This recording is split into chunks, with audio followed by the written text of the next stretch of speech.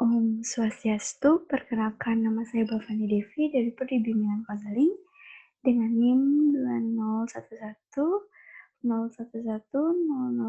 dari kelas A, nomor absen 4. Di sini, di kesempatan kali ini saya akan menerangkan mengenai hasil kerja UTS saya yang diempu oleh Profesor Dr. Ketut Bersana, MPD Cons, dan Eka Paramarta.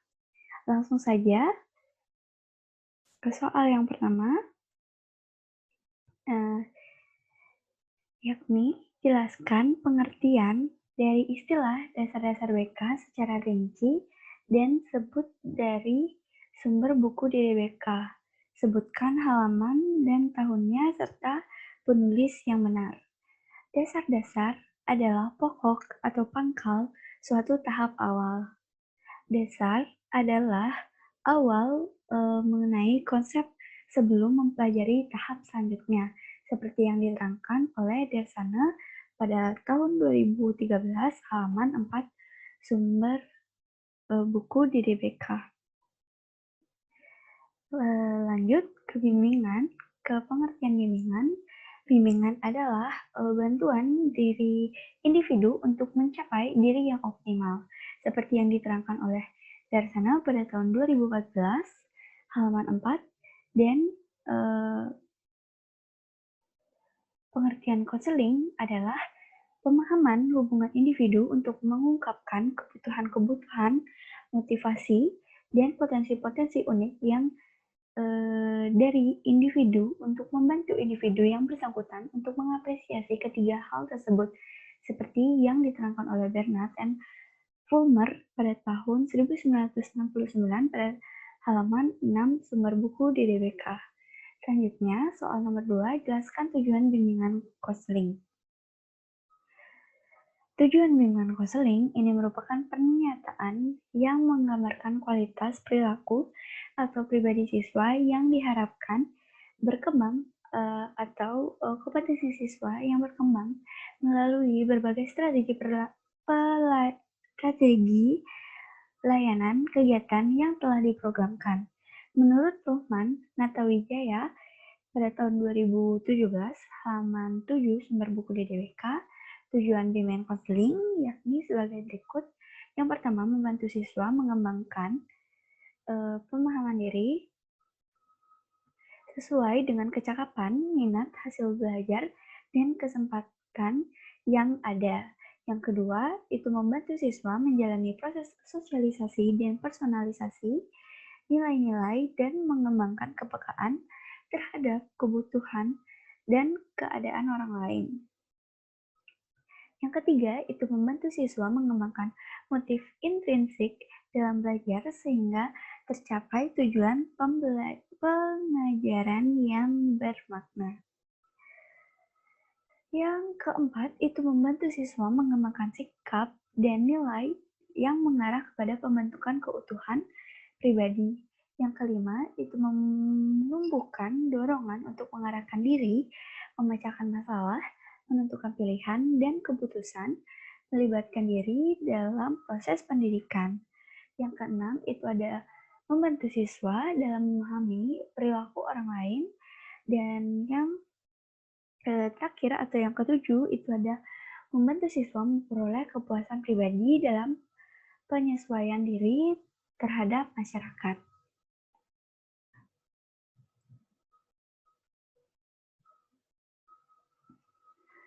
Selanjutnya, itu soal nomor 3, yakni jelaskan fungsi bimbingan konseling. Menurut Dewa Ketut Soekardi, tahun 2010, pada halaman sumber buku DDBK, halaman 8, fungsi bimbingan konseling terdiri dari fungsi pemahaman, yakni fungsi ini akan menghasilkan pemahaman tentang sesuatu oleh pihak-pihak tertentu sesuai dengan kepentingan pengembangan peserta didik. Yang kedua, itu ada fungsi pencegahan, di mana fungsi ini akan berfungsi menghasilkan tercegahnya atau terhindarnya peserta didik dari berbagai permasalahan yang akan timbul. Yang ketiga, itu ada fungsi pengatasan, di mana fungsi bimbingan konseling ini akan menghasilkan terentuskannya atau teratasinya berbagai permasalahan yang dialami oleh peserta didik. Dan yang terakhir itu ada fungsi pemeliharaan dan pengembangan, di mana fungsi bimbingan dan konseling ini akan menghasilkan terpeliharanya dan terkembangkannya berbagai potensi positif peserta didik. Selanjutnya, itu sebutkan asas bimbingan dan konseling serta landasan bimbingan konseling yang ada di Indonesia. Dalam penyelenggaraan layanan bimbingan konseling, kaidah-kaidah tersebut dikenal dengan asas bimbingan konseling, yaitu ketentuan yang harus ditetapkan dalam penyelenggaraan layanan, seperti yang diterangkan oleh Prayitno dan Erman Amti pada tahun 2004, halaman 10 sumber buku DDBK. Ada 12 asas dalam bimbingan konseling, yakni yang pertama itu ada asas kerahasiaan, yang kedua ada asas kesukarelaan, yang ketiga itu ada asas keterbukaan, yang keempat itu ada asas kegiatan, yang kelima itu ada asas kemandirian, yang keenam ada asas kekinian, yang ketujuh itu ada asas kedinamisan, yang kedelapan itu ada asas keterpaduan, yang kesembilan itu ada asas kenormatifan, yang ke-10 ada asas keahlian, yang ke-11 ada asas alih tangan kasus, yang ke-12 itu ada asas tutwuri handayani. Dilanjutkan dengan landasan yang ada di Indonesia, landasan bimbingan konseling yang ada di Indonesia, yakni ada 5, yaitu landasan filosofis, landasan hukum bimbingan konseling, landasan sosial budaya, landasan ilmiah dan teknologi, serta landasan pedagogis. Nah, selanjutnya itu ada soal nomor 5. Apa peran dan fungsi bimbingan konseling di institusi sekolah? Konselor adalah pribadi yang memiliki pemahaman, pengetahuan, sikap, dan keterampilan untuk membimbing siswa bermasalah, termasuk anggota masyarakat yang memerlukan bantuan untuk memecahkan masalah yang dihadapinya, seperti yang diterangkan pada buku DDBK halaman 12. Seperti yang dikatakan Gantina Kumalasari, Eka Wahyuni, dan Karsih pada tahun 2011, halaman 13, dalam peran tersebut, konselor menunjukkan yang pertama itu ada sikap yang sejarah dan keaslian atau congruence atau genuineness, yaitu setiap konselor tidak boleh berpura-pura dalam menjalani setiap proses dalam pelayanan bimbingan konseling. Yang kedua itu penerimaan tanpa syarat atau unconditional positive regards and acceptance, yaitu seorang konselor tidak dibenarkan dalam memilih-milih konseli yang diberikan layanan konseling, dan konseli tidak akan diberikan layanan konseling. Yang ketiga itu ada pemahaman empati yang tepat atau accurate empathic understanding, yaitu dalam proses konseling, empati merupakan salah satu cara konselor dalam memahami kondisi konseli yang sesungguhnya.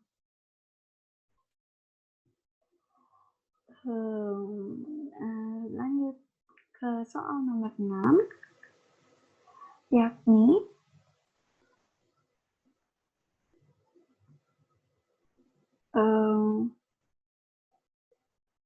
jelaskan landasan bimbingan konseling, yaitu ada landasan filosofis atau Pancasila, landasan hukum, landasan sosial budaya,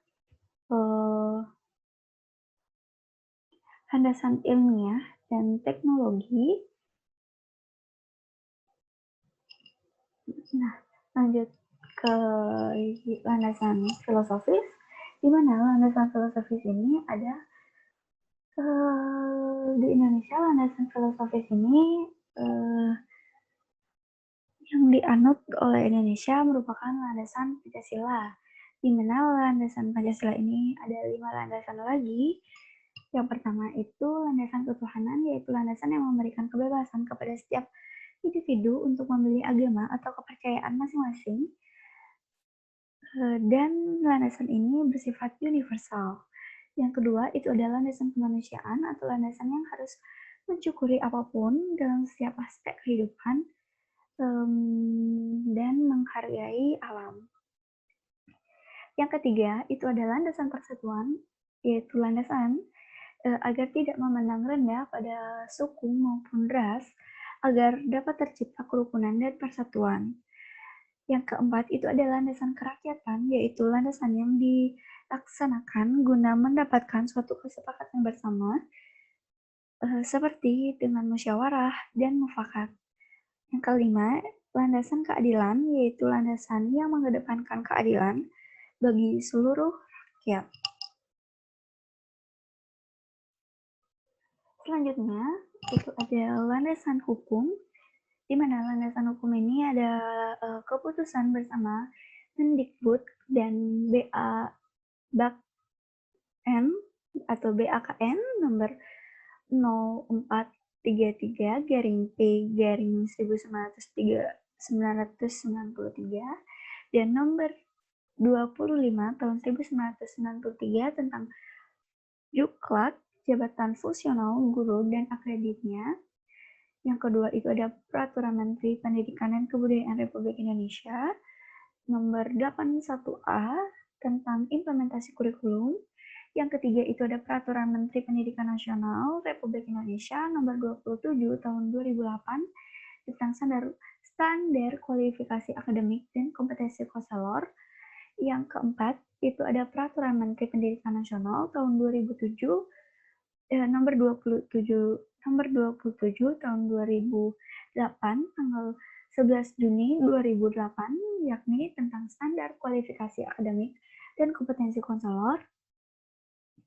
Dan yang terakhir adalah dasar hukum Peraturan Menteri Pendidikan dan Kebudayaan Republik Indonesia nomor 11 tahun 2004 tentang bimbingan konseling pada pendidikan dasar dan pendidikan menengah.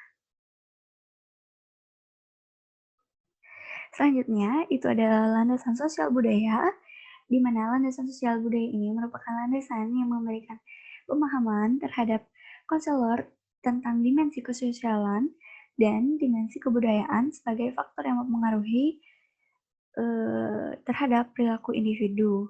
Seorang individu pada dasarnya merupakan produk lingkungan sosial budaya di mana ia hidup. Contohnya seperti di Bali itu ada penerapan konsep pemahaman dan konsep penerapan Trihita Karana, yakni hubungan konsep penerapan hubungan dan konsep pemahaman hubungan baik manusia dengan Tuhan, hubungan baik manusia dengan hewan, dan hubungan baik manusia dengan tumbuhan dan hubungan baik manusia dengan manusia. Selanjutnya itu adalah landasan ilmiah dan teknologi, di mana seperti yang kita tahu teknologi itu sangat diperlukan dan akan terus berkembang seiring perkembangan zaman seperti sekarang.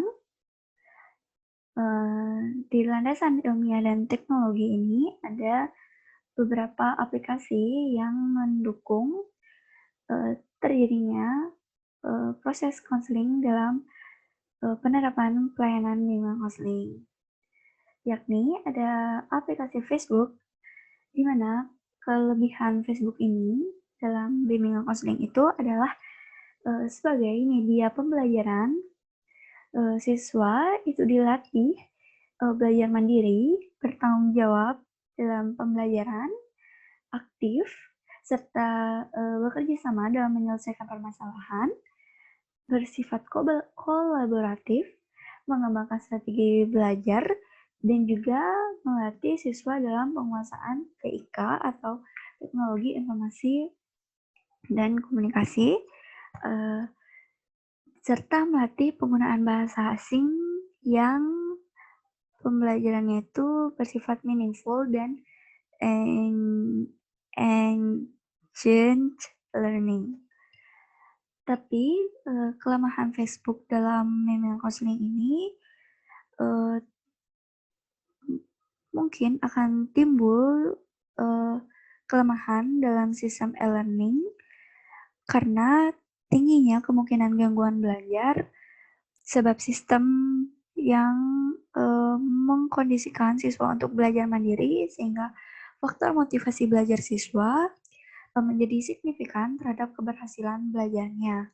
Untuk itu diperlukan, adanya semacam penasehat atau konselor yang memantau dan memotivasi belajar, siswa agar, prestasi belajar itu tidak menurun dengan cara mengerjakan tugas, sebaik-baiknya dan secara tepat waktu. Di samping itu juga, agar mahasiswa atau siswa tidak mengakses hal-hal yang tidak diinginkan atau, tidak ada kaitannya, eee, dengan pembelajaran, yang diterapkan, atau, eee, siswa itu, tidak mengakses hal-hal yang bersifat negatif seperti membuka atau